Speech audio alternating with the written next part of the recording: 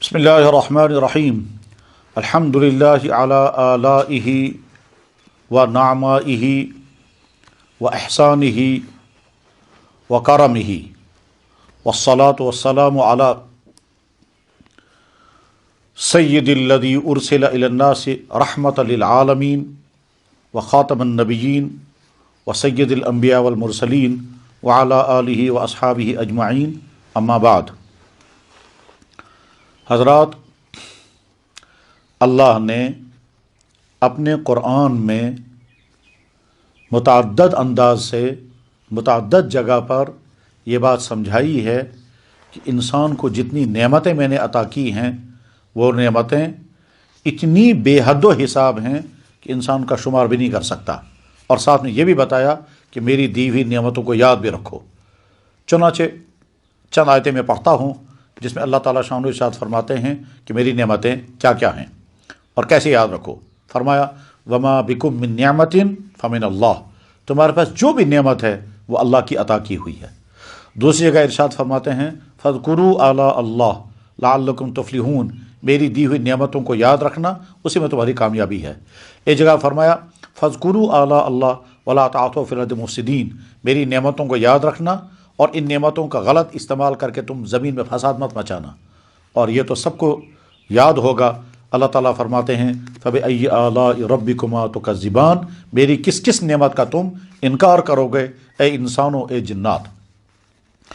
ان سب کے ساتھ ہی اللہ تعالیٰ یہ بھی ارشاد فرماتے ہیں کہ وَإِن تَعُدُّوا نِعْمَةَ اللَّهِ لَا تُحْصُوهَا، اگر تم میری نعمتوں کو شمار کرنے بیٹھو گے تو شمار نہیں کر سکو گے۔ حضرات، واقعتاً صورتحال یہی ہے کہ انسان کے بس میں ہی نہیں ہے کہ اللہ کی ساری نعمتوں کو شمار کرے۔ اس کی وجہ یہ ہے کہ بے شمار نعمتیں وہ ہیں جن کے نعمت ہونے کا انسان کو احساس ہی نہیں ہوتا، اور بعض دفعہ تو پوری زندگی گزر جاتی ہے اور آدمی کو پتہ بھی نہیں چلتا یہ نعمت تھی میرے پاس، اور کبھی کبھی احساس ہو جاتا ہے مگر تب جب وہ نعمت چھن جاتی ہے۔ مثلا پیشاب کا وقت پر آنا، یہ اللہ کا بہت بڑا احسان ہے، لیکن یہ بات تب سمجھ میں آئے گی جب پیشاب بند ہو جائے گا۔ پیشاب پاخانے کا کنٹرول میں رہنا، یہ بھی اللہ کا بہت بڑا احسان ہے، لیکن یہ تب سمجھ میں آتا ہے جب یہ ان کنٹرول ہو جائے، خدا نخواستہ۔ اسی طرح سے نیند کا وقت پر آنا اور میٹھی نیند کا آنا اللہ کی بہت بڑی نعمت ہے، لیکن یہ سمجھ میں تب آتا ہے جب آدمی کروٹیں بدلتا رہے اور نیند نہ آئے، اور آخر میں بڑھاپے میں بعض لوگوں کو ٹیبلٹس کھا کر کے پھر بھی نیند نہیں آتی ہے اور ہفتوں گزر جاتے ہیں، تب سمجھ میں آتا ہے نیند کیا چیز ہے۔ انسان غذائیں کھا رہا ہے، ہضم ہو رہی ہیں، احساس نہیں ہوتا ہے کہ یہ نعمت ہے، لیکن جب معدہ فیل ہو جاتا ہے اور آدمی غذا کھانے کے قابل نہیں رہتا اور جو کھاتا ہے وہ ہضم نہیں ہوتا، تب انسان تڑپتا ہے اور یاد کرتا ہے جوانی میں کتنا کھاتا تھا اور کیسے ہضم کرتا تھا، اب تو صرف ڈکاریں آ رہی ہیں، تب نعمتیں۔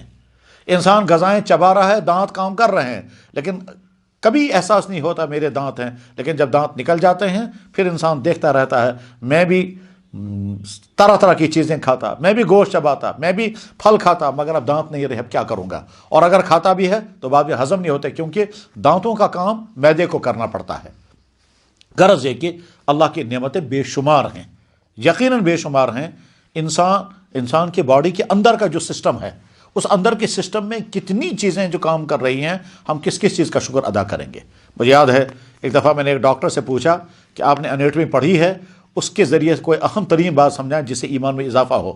یہ مکہ مکرمہ میں بات ہو رہی تھی، یہ ہمارے دوست ایک ڈاکٹر ہیں اور آج بھی وہی مکہ مکرمہ میں ان کی ڈیوٹی ہے۔ کعبۃ اللہ شریف کے سامنے ہم بیٹھے ہوئے تھے، میں نے ان سے کہا ڈاکٹر صاحب کوئی ایسی بات سنائیے جس کے اللہ کے قدرت اور اس کے مہربانی پر اور ایمان میں اضافہ ہو جائے اور ایمان کی حلاوت مل جائے۔ وہ بہت دیر سوچتے رہے، سوچنے کے بعد انہوں نے کہا کہ جی ہاں مجھے یاد آ گیا، انسان کے جسم میں ایک چیز ہے، اس کو کہتے ہیں پوٹاشیم، اور اس پوٹاشیم کی لیول ہوتی ہے، اپر لیول بھی ہے اور ڈاؤن لیول بھی ہے۔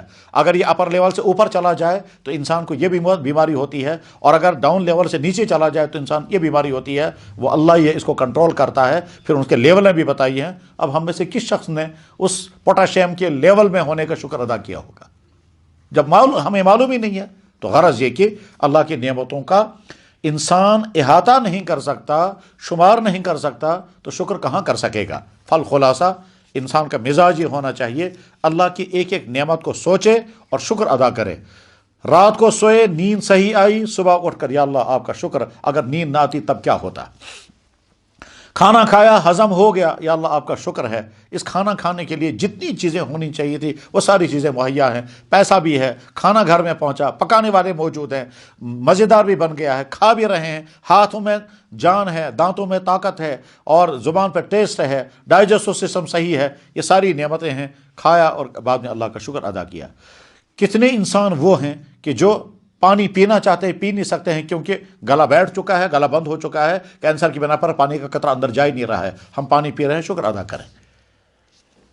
میں ذاتی طور پر ایک ایسے انسان کو میں نے دیکھا کہ جس کی حالت بیچارے کی یہ ہے، اللہ تعالیٰ اس کی مغفرت کرے، اس کی وفات بھی ہو گئی ہے، اس کی حالت یہ تھی کہ وہ 10-15 لیٹر پانی پینے کے باوجود اس کی حالت یہ تھی کہ پیاس نہیں بجھتی تھی، اور اس کا کام رات دن صرف پانی پینا ہوتا تھا، اور جب پانی اتنا باڈی کے اندر چلا گیا اور وہ ڈائجسٹ بھی نہیں ہو رہا ہے تو ایک طرف سے پانی منہ کے اندر سے ڈالا جاتا تھا، دوسری طرف سے پانی نکلتا رہتا تھا، لیکن پیاس نہیں بجھتی تھی۔ کتنا ہی پانی پلا جائے پیاس نہیں بجھتی تھی۔ پتہ یہ چلا پیاس کا بجھنا، پانی ملنا اور پیاس کا بجھنا بھی اللہ کی ایک بہت بڑی نعمت ہے۔ تو ہم کس کس نعمت کا ادا شکر کریں؟ تو اللہ کی نعمتوں کا شکر کرنے کا مزاج بنائیے۔ اللہ تعالیٰ شانہ قرآن کریم میں کہتے ہیں کہ لئن شکرتم لازیدنکم ولئن کفرتم ان عذابی لشدید، اگر تم شکر کرو گے میں مزید نعمتیں عطا کروں گا، اور اگر ناشکری کرو گے تو سزا بھی دوں گا، اور نعمتیں چھین بھی لوں گا اور سزا بھی دے سکتا ہوں۔ ولئن کفرتم، اگر تم نے میری نعمتوں کی ناشکری کی، ان عذابی لشدید، تو اس ناشکری کرنے پر پھر میں جو سزا دوں گا وہ بڑی سخت و خطرناک سزا ہوگی۔ ضرورت اس بات کی ہے کہ ہم ایک ایک چیز کا استعمال کرتے ہوئے یہ احساس پیدا کریں کہ یہ اللہ کی نعمت تھی اور ہم نے استعمال کی، اور آرام کے ساتھ ان کو دیکھیں۔ آنکھ والا آنکھ سے دیکھ رہا ہے، ان کو دیکھے، ان کو سوچے جن کی آنکھیں نہیں۔ کان سے کان والا کانوں سے سن رہا ہے، ان کو سوچے جن کے کان کام کر نہیں ہیں۔ بولنے والے زبان سے بول رہا ہے، ان کو سوچو جو گونگے ہیں اور بولنا چاہتے ہیں نہیں بول سکتے ہیں۔ سوچنے والا دماغ سے سوچ رہا ہے، ان کو سوچیں جو پاگل خانوں میں اور سوچنے کے قابل نہیں ہیں۔ چلنے والے پاؤں سے چل رہا ہے، ان کو سوچیں جن کو فالش گر گیا اور بیڈوں پر پڑے ہوئے ہیں۔ ہاتھوں سے کام کرنے والا ہاتھوں سے کام کر رہا ہے، ان کو دیکھیں جو بڑھاپے میں جن کے ہاتھ بیٹھ کر کچھ نہیں کر سکتے۔ کھانے والا کھا رہا ہے، ڈائجسٹ ہو رہا ہے، ان کو دیکھیں جو کھا نہیں سکتے ہیں یا کھاتے ہیں تو بعد میں وہ ہضم ہی نہیں ہوتا ہے۔ ہم میٹھی چیزیں کھا رہے ہیں، شکر پڑھیں، ان کو دیکھیں جن کو خدا نخواستہ ڈائبٹیز کی بیماری ہوگی اور وہ میٹھا کھا نہیں سکتے ہیں۔ نمکین غذائیں ہم کھا رہے ہیں، شکر پڑھیں، ان کو دیکھیں جن کا پریشر قابو میں نہیں ہے اور ان کو بغیر نمک کے غذائیں کھانی پڑتی ہیں۔ اولاد والا شکر پڑھے، ان کو دیکھیں جن کو اولادیں نہیں ہیں۔ صحت والا شکر پڑھے، ان کو دیکھیں جن کو صحت نہیں ہے۔ گھر والا شکر کرے، ان کو دیکھیں جن کو گھر نہیں ہے۔ ہر نعمت پر شکر ادا کرنے کے لیے بہت مفید ہے کہ اس نعمت سے محروم انسانوں کے متعلق سوچا جائے، اور ساتھ میں یہ سوچا جائے اگر مجھے یہ نعمت نہ ہوتی تو میرا حال کیا بنتا۔ خلاصہ یہ کہ اللہ کے نعمتوں کا ادراک کریں، اللہ کی نعمتوں کا احساس کریں، اللہ کی نعمتوں کا اعتراف کریں، اور ان نعمتوں پر شکر کریں، اور ان نعمت کے غلط استعمال سے پرہیز کریں۔ اس کے بعد پھر ان نعمتوں میں اللہ کی طرف سے اضافہ ہوگا۔ وآخر دعوانا ان الحمد للہ رب العالمین برحمتک یا ارحم الراحمین۔